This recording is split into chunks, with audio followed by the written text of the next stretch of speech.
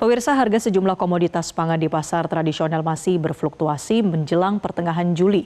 Di Jakarta Barat misalnya harga sayur mayur, telur ayam, dan daging ayam terpantau mulai merangkak naik. Sementara komoditas lainnya relatif stabil. Lalu bagaimana pergerakan harga kebutuhan pokok di pasar saat ini? Berikut laporan selengkapnya jurnalis Metro TV Safira Prameswari dan juru kamera Arif Firmansyah. Pemirsa, pasca satu pekan setelah anak sekolah mulai kembali masuk, ini kami memantau sejumlah harga komoditas pangan yang ada di salah satu pasar yang berada di kawasan Jakarta Barat untuk melihat apakah ini ada kenaikan ataupun penurunan harga dari komoditas pangan itu sendiri. Dan seperti yang tadi kami sudah sempat berbincang, untuk harga daging ayam dan juga telur ayam ini mengalami penaikan. Yang mana untuk harga telur ayam saat ini berada di harga 27.000 per kilogramnya, yang mana sebelumnya ini ada di 23 hingga 24.000, sehingga ini ada selisih sekitar Rp3.000.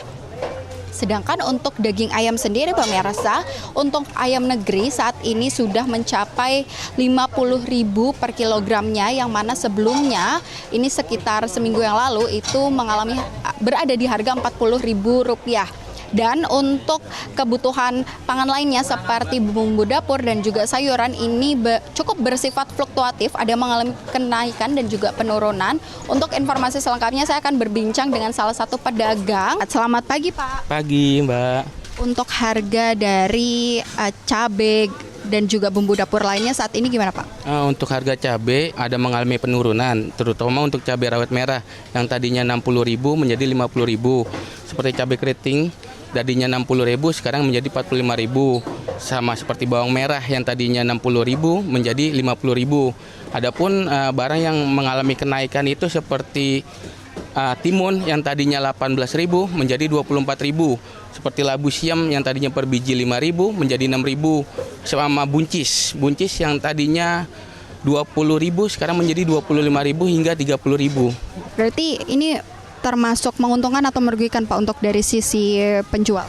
Kalau kita sih penjual merugikan, karena kan kita belanja juga harga naik tinggi. Karena kita di pasar ibaratnya orang ketiga lah, itu bukan dari distributor, harga naik tinggi. Kita juga penjual di sini kan menurun karena adanya itu harga susah, barang harga tinggi, kita jual pun juga susah gitu. Konsumen juga berdampak dari itu. Terima kasih banyak ya Pak. Nah pemirsa, ini seperti yang tadi kita sudah dengar, ini untuk sayuran sendiri mengalami kenaikan harga, sedangkan untuk bumbu dapur seperti bawang, cabai, dan juga lainnya ini cenderung mengalami penurunan harga, sehingga memang untuk dampaknya ini saat ini belum begitu terasa pemirsa, dan diharapkan untuk dari pemerintah juga dapat menstabilkan harga agar roda ekonomi ini dapat bergerak normal. Dari Jakarta, Safira Prameswari, Arif Firmansyah, Metro TV. Jelajahi cara baru mendapatkan informasi. Download Metro TV Extend sekarang.